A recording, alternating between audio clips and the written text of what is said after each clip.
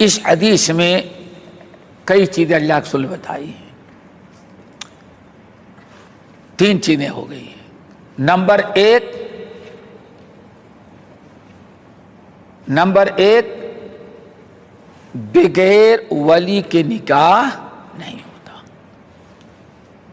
बातिल है। और 3 मरतबा आपने फरमाया फनिकाहुहा बातिलुन, फनिकाहुहा बातिलुन, फनिकाहुहा बातिलुन।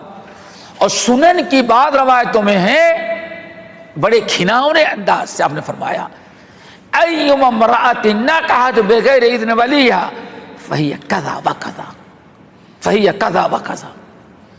जिस औरत ने बगैर वली की इजाजत के शादी कर लिया, ये ऐसी वैसी बदबख्त है, यानी ज़ानियत, यानी ज़ानिया औरत है। इतनी शदीद वईद और इस अमल को इतना घटिया घिनौना अमर अल्लाह ने करार दिया। इस हदीस के मुताबिक अगर अमल हो किसी मुल्क में, तो उस मुल्क में कोई लड़की भग करके या कोई लड़का किसी की बेटी भगा करके निकाह नहीं कर सकता। कितने साल से आप हैं? आप पुराने कितने साल से आप हैं? 50 साल। क्या पूरे 50 साल में आपने सुना कि किसी की बेटी भग करके जाए कोर्ट मैरिज कर ली है? सुना आपने? और पाकिस्तान में होते तो रोजाना 100 शादियां होती होंगी। इंडिया होता तो, बांग्लादेश होता तो, यहां क्यों नहीं होता? आज तक सिर्फ एक केस हमने सुना है, एक केस।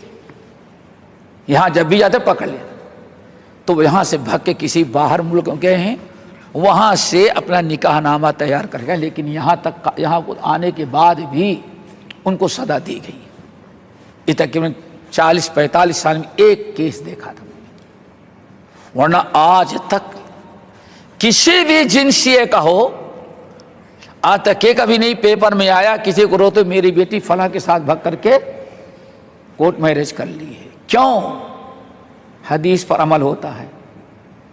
वहां जाएंगे, पुलिस में गए तो पुलिस भाई अपने बाप को ले गया, कादी वहीं पकड़ लेगा, पहले बाप को लेगा, और बाप ही से छुप करके सब कुछ कर रहे हैं। इसके बरखिलाफ हमारे यहां जिसको देखो सबकी इज्जत जा रही है, जिसको देखो मुंह काला कर रहा है, भग रहे हैं। माँ बाप ने जा करके शिकायत कर दी मेरी बेटी भग गई है, रास्ते में कहीं पुलिस ने रोक लिया, हाँ यही तुम भगी हो? मैं भगी क्या हूं? ये कौन है? मेरा हस्बैंड है। क्या? ये देखो मैं कोर्ट मैरिज किया हुआ है।